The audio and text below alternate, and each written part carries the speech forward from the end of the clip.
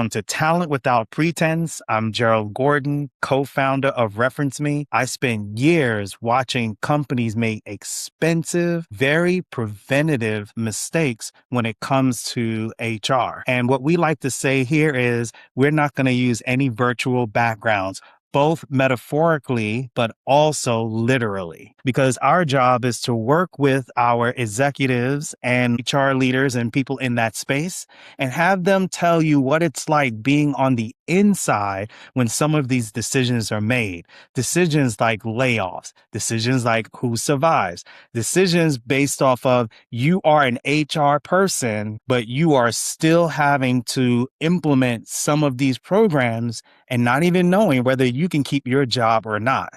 All of these things are places where talent without pretense resides so that you can get the real behind the real. So today, I would like to introduce you to Naisha Sweet. She works at Promise, and she has been giving her career over to these very questions. And so because I can give you all types of accolades about Naisha, since she's here today, I'll let her share with you how she came to be. So Naisha, welcome to the show. Thank you. Thank you for having me. So yes, as you said, my name is Naisha Sweet. I've actually been in the HR space coming up on 20 years now. So I started back in 2007. Probably aging myself a little bit there, but yes, I've been in this space for quite some time. Held many roles across the HR discipline over in HRIS or in metrics or in total rewards, doing benefits and compensation, but always have been truly passionate about the HR business partner work.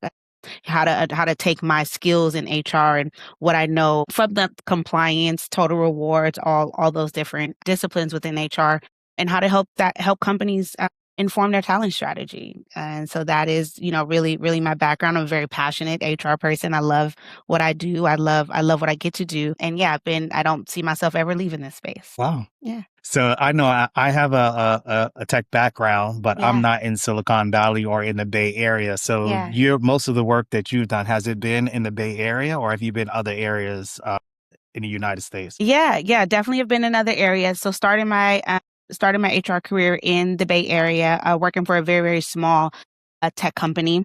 It was a legal tech company. And then in 2011, I moved to New York.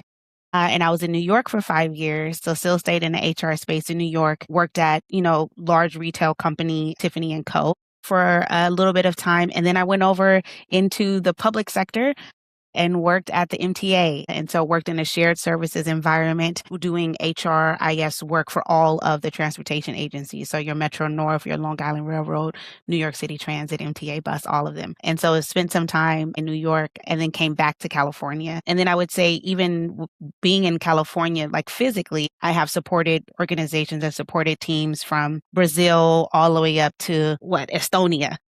So like trying to think of like maybe like a country that people don't think about, right? And so have definitely helped companies expand and open entities in Spain and Hong Kong and Abu Dhabi and things of that nature. So very much have a very global perspective on HR as well. Well, I mean, they say if you are able to do it in New York, you could do it anywhere, right? And I grew up in New York City, so I know all about the MTA. That you're able to manage and work within that system. That is a great talent because, it's very different in New York. Different organization. Correct. Thank you. So before we had this opportunity to get together, we were talking about something pretty interesting. And I have to admit that I've said this many times in my career. Yeah. And so after talking with you, I believe that there is also a different perspective that I would love for you to share some light on. And that is HR is not designed to support employees, but they are only there to protect the business. And a lot of people, especially this day and age where we're dealing with mass layoffs, we're dealing with layoffs that don't make any sense. Right. We're dealing with people who can't find roles.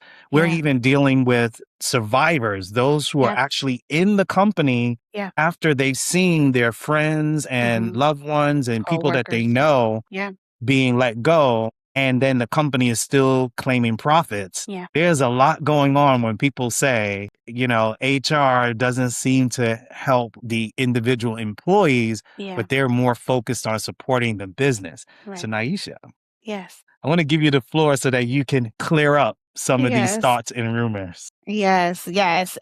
So yeah, I do. I am, like I said, I'm a very passionate HR professional, and so even when I talk to people who even want to get into this space, right? Like I've definitely had a lot of up and coming people in HR professionals coming up into this space, wanting to understand or talk through kind of like how do you navigate these different situations, and I'll even start this off by saying this is even how I hire, right? How I even hire for the teams that I have built, how I hire for, or even how I help other teams recruit for, maybe another team within the people team, right?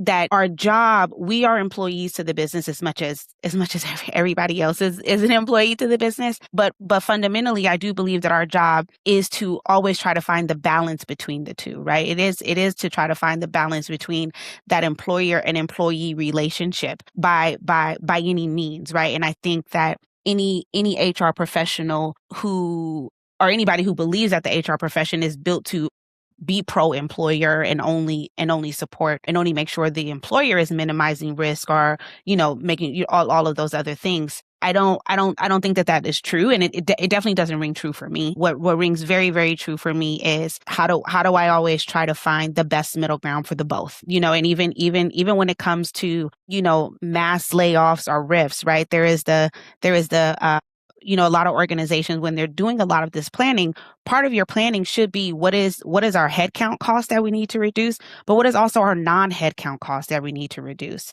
right? Because a lot of times you may be overspending on technology, you may be overspending on other things, but how do you get creative in your non-headcount spend first, and trying to minimize that cost before you try to go to headcount spend, right? Like headcount spend, what I always advocate for should be the very last thing that is happening, and not the first thing. And so so I fundamentally, passionately, eagerly disagree that HR is this only in business for the employer, and I do genuinely and authentically believe that we are here to find the balance between the two. It's interesting that you say balance because when Yeah. I talk to other HR leaders, they're like, I'm Yeah. all for the employees, right? Yes. But then you run into this situation, which is a hard situation when it Yes. comes to anything out of compliance, when it comes to anything associated with litigation, Yes. the tables turn a little bit because we do see that HR has to uphold the policy rules Correct.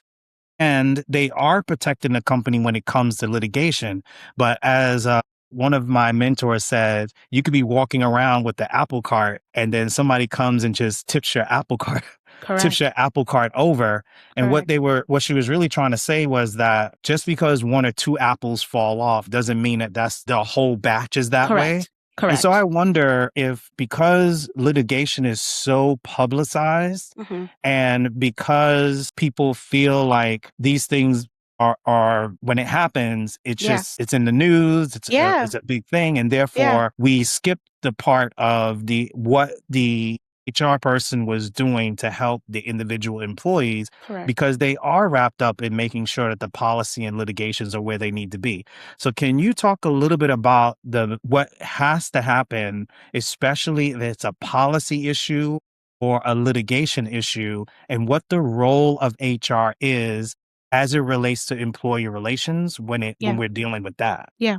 Yeah. So yeah, I like wholeheartedly agree with that statement, right? And even when I try to design policies, I do try to design for the culture that we want to build and not for the mistakes that people have made, right? And you don't want to design a policy because there was one bad apple, right? And amongst the other 99 that were left. And so first I'll start this off with there are policies and compliance things that are at the federal level, at the state level, at the county level. Those policies that we as HR professionals, as employers, as your employment law person, as your employee relations persons, we have to uphold those policies, right? The other side of it is there are policies that are within the company. Right. And so your company can then also create their own policies, right, of how they want things to go within their organization. And this is what I mean by when I say the balancing act between the two, even when it comes with policy or compliance, right? Is that what does our policy say? Does our policy say we do X, Y, Z?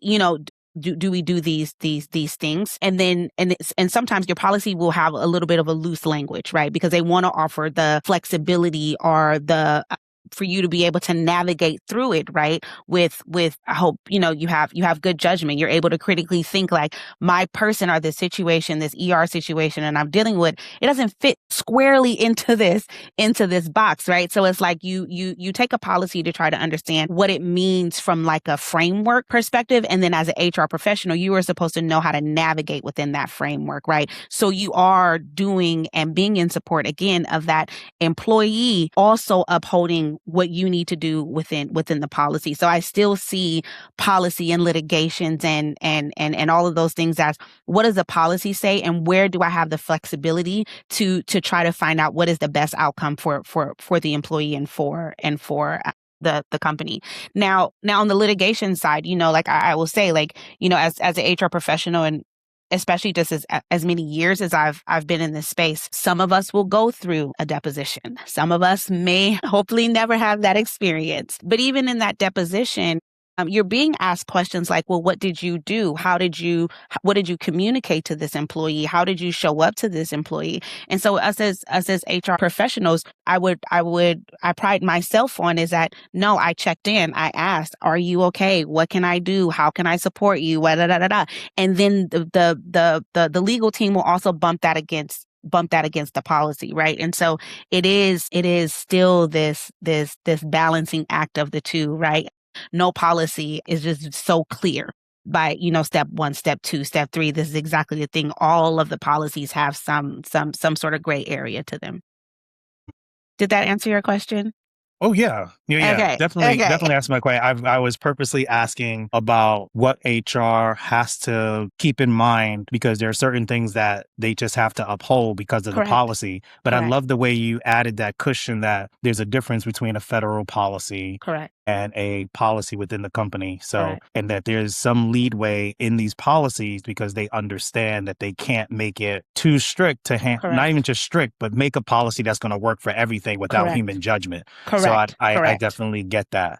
Yeah. Now, taking a few steps back, your role, what is your role at Promise and what do you do and what's your day-to-day like? Yeah. So I'm the head of people at Promise. I mean, my day-to-day, I'll say we're a small B2G organization. What we do as a company is we partner with government agencies to help them run their benefits programs. So, helping them run their SNAP program or helping low-income households get signed up for LIHEAP, which is a federal program, but state funded. We also partner with utility companies, both private and public utility companies, where people may be struggling to pay their utility bills, where we help them set up a payment plan where there's no collection fees, no interest rates, no predatory collection behavior happening. You just pay however much you can pay, and however many payments that you can pay. So we are what you would consider a B2G organization because the government agencies are our customers, but we are in service of the communities that we serve, right? We are doing this for the people that really are struggling financially, trying to navigate, on their fixed income. Do I have enough money to pay my light bill? Do I have enough money to put food on the table or buy my medication, right? And so we are really in service of those folks in those communities. From a day-to-day, though, I could be helping the team on some org design work as we try to, figure out, do we want payment plans to be its own business unit, or do we want the utilities side of the business to be its own business unit? So it will range from, some org design work, or it will range down to doing onboarding for our new hires, right? Sometimes I'm even stepping into the recruiter seat to help the team source for their candidates. And so for a small organization, Series B, the head of people in an organization like this actually wears many hats. And so I pride myself on being a builder. I pride myself on being able to flex across like all the different spaces in HR.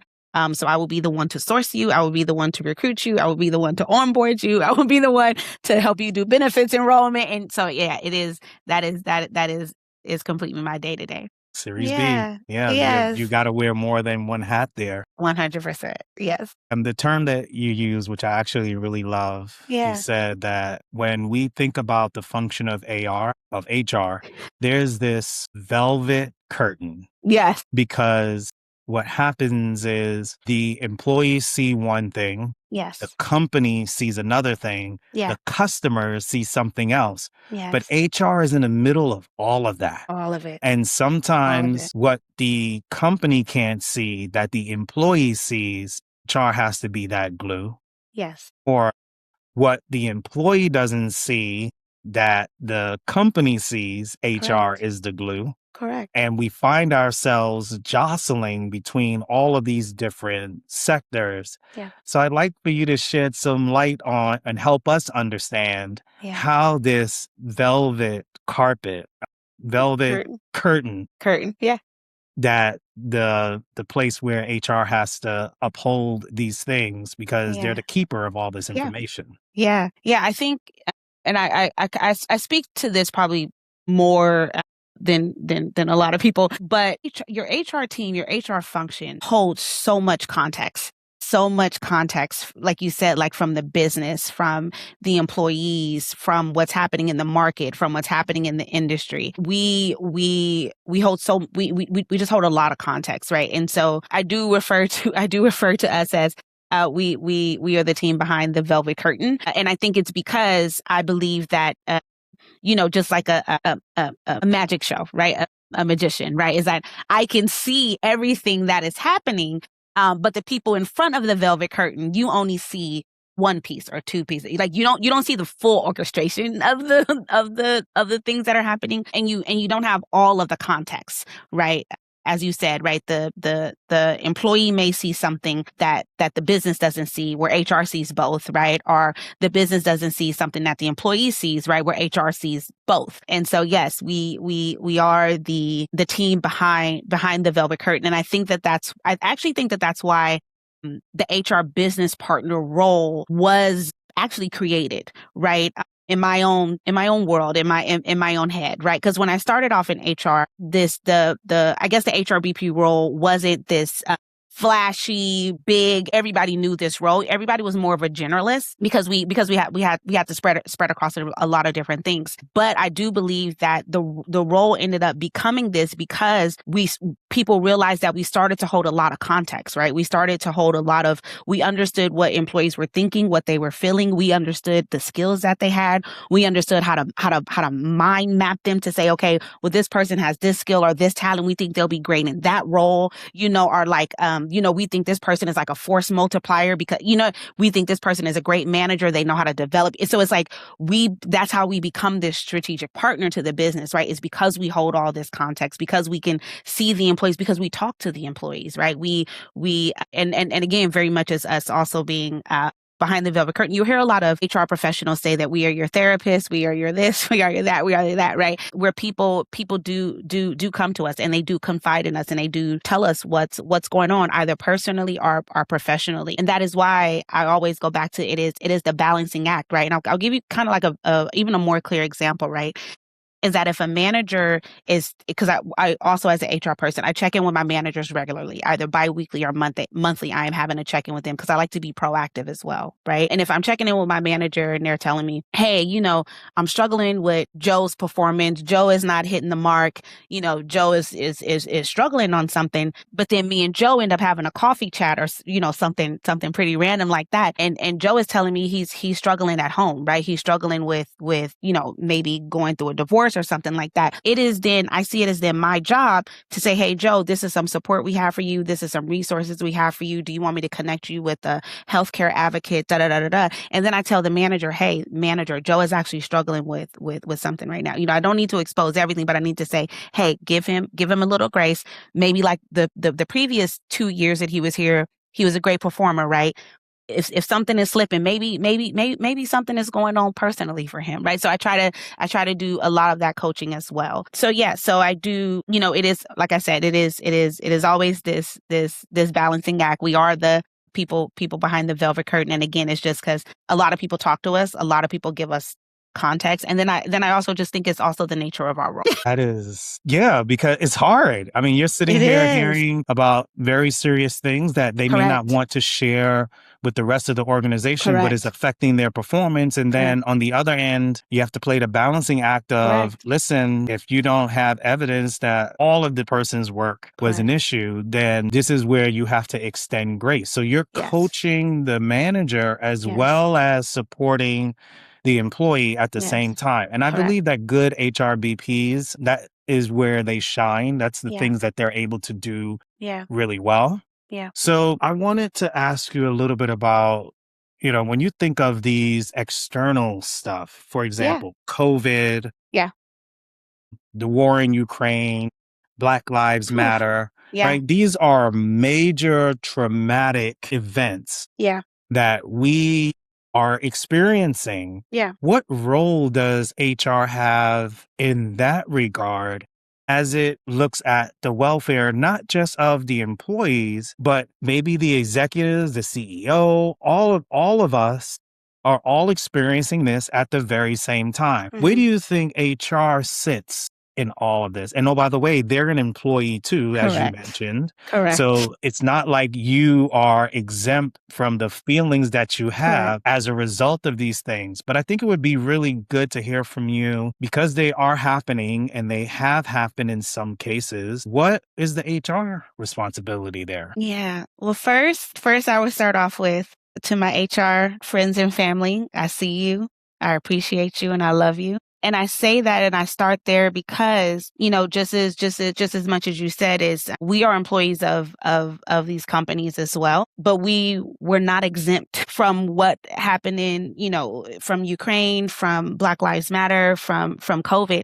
We were not exempt from it also impacting us and affecting our personal well-being and our personal lives. But you will have some employees and some organizations reach out to us and say, what are you going to do for me? What are you going to do for this organization? Why isn't HR speaking up? Why isn't HR doing anything? And so that's why I do start my response here with my HR people, like, I see you and I appreciate you.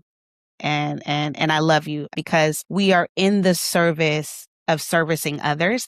And we need to learn how to service each other. And so I will start there. So basically, I'll give you my lived experience of all three of those things. So first, again, I was definitely in a place where the employees and everybody was coming to HR like, what are y'all gonna do? What this is happening? What are you gonna do? And us as a team, like we had to take a break. We had to take a pause, and we had to sit with what was happening, with in the world with ourselves first, before we could get up and actually be in service of other people. So like I said, I think our mindset and mindfulness and mindful wellness is important as well.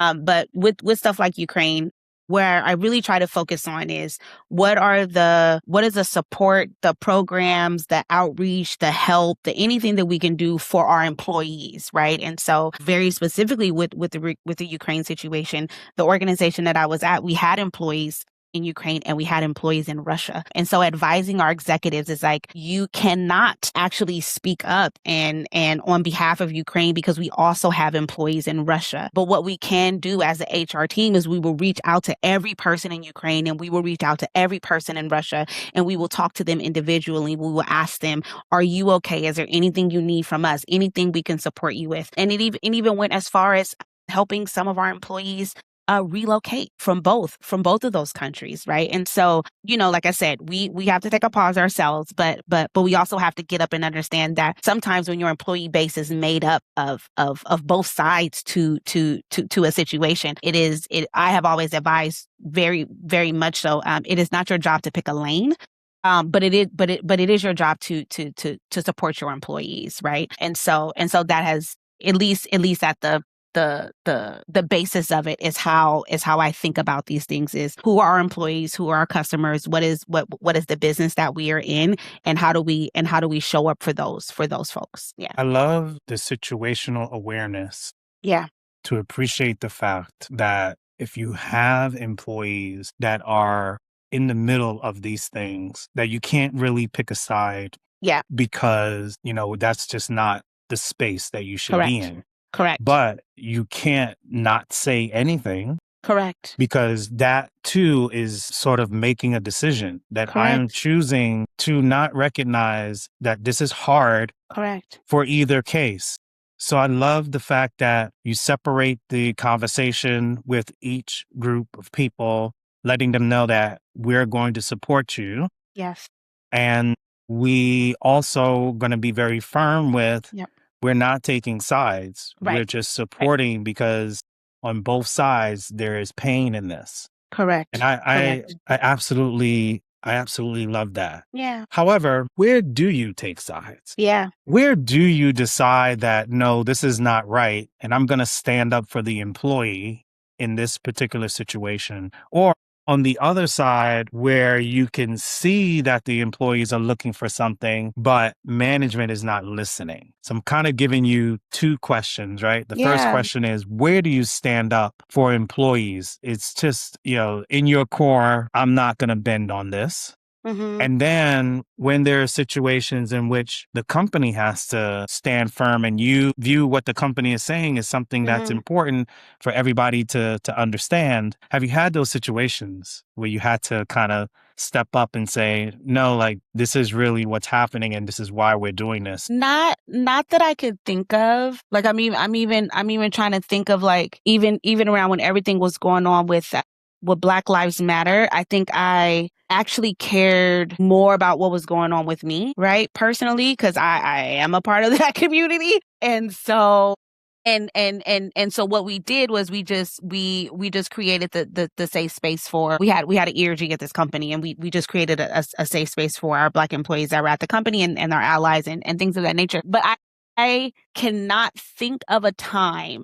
I cannot think of a time or maybe at least the magnitude of something that I'm envisioning, right? Where I can think of is more of an isolated situation where because of someone's, religious beliefs, the company has a culture of doing something, right? So, a lot of tech companies will have a culture of drinking, or a lot of tech companies will have a culture of, just doing certain things that because of someone's religious beliefs, they just don't partake in those activities. And those when things get to that nature, I try to focus on that individual and focus on doing whatever I can do to give support for that individual. And are those individuals within that group, right? Because I've definitely worked at organizations where we've had religious ERGs as well, right? And so how do I support them? So yeah, I can't think of anything at like the magnitude of like a company level situation, but definitely at least ERG level for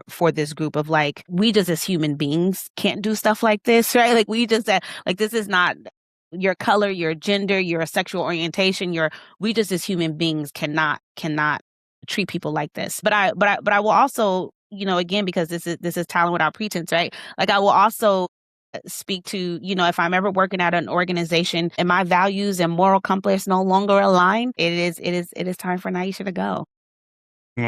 Because again, as as HR professionals, is we have values as well, right? And so that's the only way.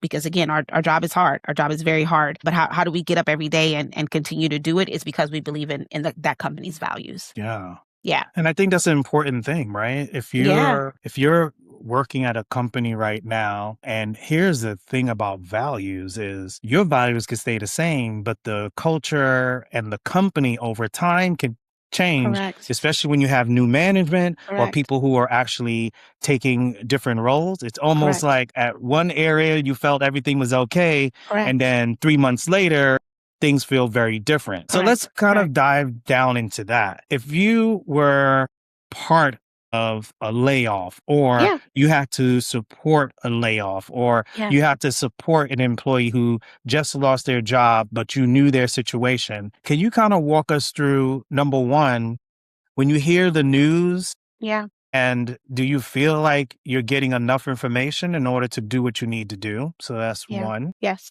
And then the other one, pretty similar to that, is how do you think we should be taking care of our employees when something like that has to happen? Yeah. Yeah. So yeah. And I like I said, that we have a difficult job, meaning that we are mostly the people helping and supporting these things. And so what I can even share with you about some things that I have done personally is that it is like, yes, it is like a tough situation to go through. It is tough. I like to believe it is tough for the business to go through that even process or go through that work. And it is also tough on the employee. And so you have to think about, how do you set folks up, and then how do you set folks up with whatever sort of severance package you're trying to put together. I like to advise companies, don't only give severance pay, like also think about COBRA. It may not be easy to get people on healthcare. People may be going through something right now. So how much COBRA reimbursement can we offer? And then what I've implemented at the last 3 companies that I've been at is an outplacement service. So there's one organization that I always work with, and I always each organization I go to, I implement this same place where you try to give the employees that are departing 3 months of a career coaching or resume writing, or helping do job searches, or helping people update their LinkedIn profile. Because like I said earlier, is that we as HR professionals are also watching the market, right? And we know it's a tough market out there, right? And so for when it's a tough market, it's like, can you give 2 months of salary? Can you give 3 months of salary, right? Where it's really taking people that long to find another job. Can you give a month of COBRA? Can you give 3 months of COBRA? Can you give 3 months of the outplacement service? So I try to make sure that we build some sort of, because if the thing has to happen, the thing has to happen. But how we go about the transition for people is where I try to put a lot of care. Yeah. Can you elaborate on when you brought in outplacement services into a company? What was that process like? Like, who has to be a part of that decision? And then what were some of the maybe objections or things that you had to handle in order to get everybody to agree that this is the right thing to do? And then the last one I probably asked on top of that is, how many employees, if you've had to do this before, were like, at what point does the outplacement service get involved? Do they get involved at the very beginning? Do they get involved once the hammer drops? Like, I'm curious of when they get involved. Yeah. I've actually never run into any issues with implementing this program. I think I probably present it in a very like, this is so exciting, we should do this type of way. And people are like, wait, what? I didn't even know that existed. We should totally do that. That totally makes sense. So I've actually never gotten pushback from it. But who the people I've worked with has always been my finance partners, of like, hey, like, you all should probably forecast this cost we don't know how many people are going to utilize the service. But the program that I've worked with, which I think makes it beneficial for the company, beneficial for the employee, and beneficial for the outplacement service company, it is a pay per use type of program. And so it is, if the employee signs up, then the company pays for it. If the employee does not sign up, the company doesn't have to pay for it, right? So I think that kind of meets the needs of everybody across the table, where everybody kind of gets what they want. That's at least how I've proposed a solution of like finance. You're forecasting it, but it may not be that much money, because it's all about, if they use it. And I think, to give my finance partners, like their big ups too. Finance is only hard when people want to implement programs that employees actually don't use. I don't think I've ever had a struggle with a finance team where they're like, we're paying all this money, but the employees are actually using it. Okay, right. And so, like I said, I think implementing that outplacement service has been a win-win across the board for everybody. And what was your last question on that one? So, you give me the names of the people who are in the organization that help to make that decision. Yeah.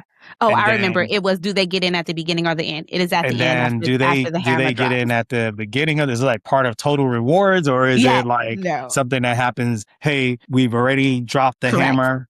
Now scramble, get some people involved. Like, I'm curious of what timing. Do they get in? Yeah. So it's just an email communication to the organization, but it is after, as you said, the hammer drops. So it is, we go through the departure calls. And then once we go through the departure calls, we send out, the the information to the employees, but then we also send the information to the outplacement services, just saying, hey, this is the list of the people, these are their email addresses, because sometimes the outplacement service will reach out and say, hey, your employer is partnering with us on some services, let us know if you want to get enrolled, right? So that they will do some outreach as well, but it is always after, as part of that transition. Yeah. All right. So you're coming in, you hear this, there's no way of getting around it. Yeah. Decision was made, and then you're like, I better let these people know that we want to give our employees additional help. So you talk about the outplacement services then. But then how did the conversation no. So I'm incorporate? sorry. Wait. Yeah, no, I'm sorry. Let me correct that. I implement the outplacement service program before In the departure. general? Correct. Yes. Okay. Right. Sorry. And then I it's was trying to make sure it's I just in the understood that. background. Okay. So Yes. it's Yes. already there, and the Yes. idea is already there. Okay. Thank you Correct. so much. Yes, That's that's very okay. helpful. That's okay. Okay. So, you know what I love about your experience is that it's Yeah. broad, right? Yeah. You got from the beginning of the process working with the employee all the way to the end, including onboarding and all of that stuff. And when you're Yeah. working for a startup, you get to do all of these different things. Yeah. So at this point, I'd love to share just briefly, like one of the things that I'm seeing with companies is them trying to get the right person in the door, Yeah. but it's rather challenging right now because everybody's using AI resumes, AI applications. You open up a rec and 500 people sign, want to join the Apply. company at Yeah. that time. Yeah. And then I met other leaders who are like, I'm only hiring from my network. I'm so done with people coming through the ATS and all of these things. And so I wanted to get your take on that. Like, how's that going for when you all are looking for new people? Yeah. I mean, yeah, I think that is a struggle more on the recruiting side of things when it's like the full people team space. And I mean, and honestly, like you will see posts, and I've been in many of these myself, right? Where, not only are people using AI for their resumes and also applying to jobs, they're also using it during the interviews, right? And, I think, I hope people have seen the posts on LinkedIn or whatever it is that is the thing that you watch. It's actually very hard to not look like you're using AI, because there is the pause, because there is the break, because there is the you looking off the screen, right? Where I think what ends up happening in situations like that is the recruiting team is not able to tell if the person is qualified or not qualified for the job, right? Because the person could be qualified but just nervous, right, in the interview, and they want to be prepared, right? So I also don't want to ding anybody using AI, because I think we all try to research companies before we join them. When we know we try to do it, like a lot of our own research, a lot of our own back. We try to say, hey, help me think of some questions to ask this, whoever it is that you're meeting with. But I will say, what ends up happening is that if the hiring manager, recruiter, whoever it is on the other side, because they can't tell if you're qualified for the job or not, and solely because they can tell you're using AI, majority of the time you're just going to be automatically denied. Yeah, exactly. And so for that reason, I don't think using AI is good. I think using AI is great to help you prepare for yourself. And if you need to role play with somebody else, like maybe do that. But when you get on the interview with the person, I think show up authentically as yourself, because when you don't, the recruiter or the hiring manager doesn't know how to get a read off of you. So I think, as far as on the recruiting side, that, and then also what we're seeing is, because people are using AI to apply for jobs, you'll see that the ATS now have a feature where you can decline a resume coming in more than this many times in this amount of a time zone, right? Where it's like, after 3 resumes, don't let this person apply anymore, right? So you see a lot of ATS creating that feature as well.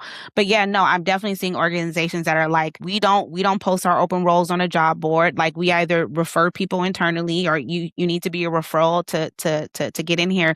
I mean, I think people are just struggling how to navigate. I have heard that people are saying people are showing up to the interview with some AI like person, and sometimes when the person shows up on the first day, it's not the right person. I've never experienced that before, so I don't know what that even looks like. But yeah, I think it is getting scary for the job marketplace. But as an HR professional, I use AI every day. Like I think it is amazing and a great thought partner for me when I need to even think about myself, or even think about how I'm thinking about something, or even change the tone of something, of like, hey, am I being empathetic enough? Is this too direct? Is this too whatever? How can I be more clear? How can I do these things? And then I also even use Cloud Code a lot of apps for our employees, right? So I've Cloud coded our onboarding program. I've Cloud coded our feedback system. I've Cloud coded, an AI agent for the recruiting team. So again, I think on one side, it is scary. On another side, it is super helpful. It is super impactful, and I think it is, as much as we all have seen, it is super transformational. Now, you all heard this, right? Got our HR folks out here writing software programs. I'm a techie. I build Yes. programs. I am using Yes. AI. It does make me better and faster, but I Yes. just get joy of seeing totally different disciplines Yes. jumping in and actually writing code and creating things that they've always would have created but never Yes. had the time, or things like that. And I just think it's Yes. phenomenal. So with Yes. that being said, this has just been such a great conversation. Such a I pleasure. thank you for lending us your time and space for us to think through how these different scenarios have affected us and Yes. allowed us to actually grow. So if you want to learn more about Naisha's suite and what she's up to, you can find her information in the show notes, in Thank which you. you'll be able to find her on LinkedIn and many other places. And then if you're looking for me, you can go to referenceme.ai, or you could just find me on LinkedIn as Gerald Gordon. So we want to thank you for Thank joining you us for for having me. this episode of Talent Without Pretense. Thank you. Thank you so much.